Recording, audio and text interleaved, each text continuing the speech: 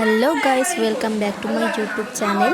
তো আজকে সকাল সকাল ঘুম থেকে উঠে পড়েছিলাম। মা এদিকে আলু ভাজা বসিয়েছিল, তো সেটা একটু নেড়ে দিচ্ছিলাম। কালকেই তো হোলির মেলা, তাই এদিকে আমি নিমকি বেলছিলাম, বাবা নিমকি সেনেছিল। তারপরে তো আমি আর দিদি ছাদে চলে আসলাম একটু ভিডিও শ্যুট করতে হোলির। ভিডিও শ্যুট করার পর তো স্নান করে নিয়েছি। এদিকে এত মাথায় আবির দিয়েছিলাম, ওঠার নামই নিচ্ছিল না কোনো মতে, অনেক কষ্ট করে ওঠালাম। এদিকে দেখি সন্ধে হয়ে গেছে, দিয়ে আমি গাছগুলোতে জল দিয়ে দিচ্ছিলাম। আর এদিকে এত রৌদ্র করছে, সেই কারণে সব ফুলগুলো মরে যাচ্ছে। আর এইদিকে অনেকদিন পর গোলাপ ফুলের কড়ি দিয়েছে, এটা দেখে তো আমার সেই খুশি লাগছে।